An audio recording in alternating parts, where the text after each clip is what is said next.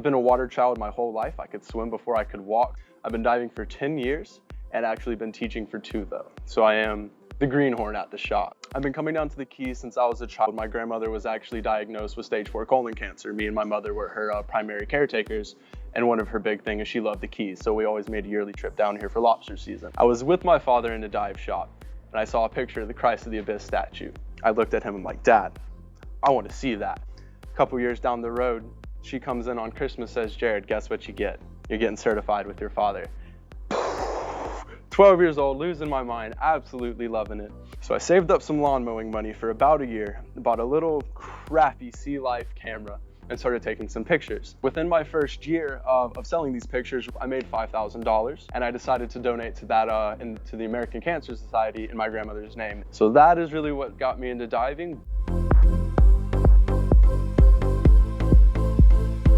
So I graduated at 17 years of age from Bartow High School. I walked across the stage, and 3 days after that, I started my first term as a freshman at Florida Atlantic University in Boca Raton, Florida. Decided to take a step back, let's get some maturity under the belt, let's get some money under the belt as well. But what can I do that I enjoy? I'm not gonna wake up every day and hate my job and not look forward to going and actually working at it. I had a really good friend say, dude, if you don't do something with the diving, you're wasting your talent. And it just hit me like a train wreck. Decided to come work at Sea Dwellers and I'm much happier about it. It's wonderful.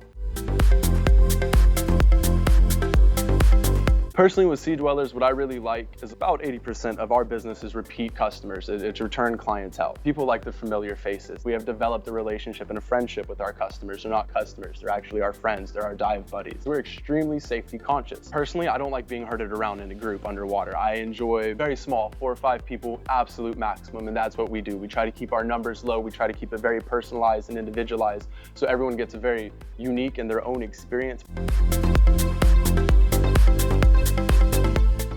Oh, that's a hard one. There's so many wonderful places in this world to go dive. The first one I would like to go see is Truck Lagoon. It was a World War II naval base and it collapsed and it has been underwater for a very long period of time at this point. Definitely want to see that one before they shut it down. That is my #1 priority. After that, I want to go to Catalina Island and do the kelp forest.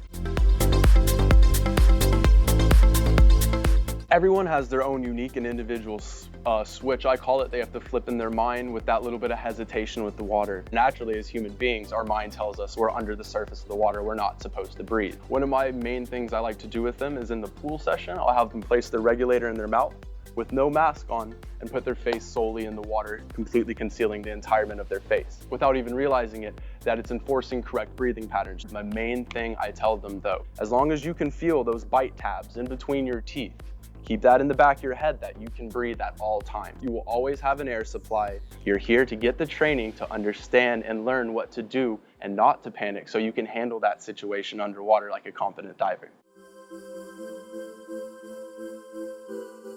What I really find enjoyable about being a scuba instructor is it's just the happiness and the enjoyment that it brings to all the people. Normally when they go diving, it's church, it's meditation, it's very easy, relaxing mindset, and seeing the students down there at peace, the 10-year-olds, the 12-year-olds, the excitement and some of the joy it can bring to anyone's, but especially their age face when they go down and they see, oh, that's Nemo, that's Dory, that's Bruce. They just lose it, and you can see it. The eyes are the window to the soul. You can see it underwater in their eyes. You talk about it when you get up on the boat. It makes me feel almost good as a person, but it shows I'm doing some good in this world. I'm doing some good for the reef. It's a wonderful thing. It's an absolute wonderful thing.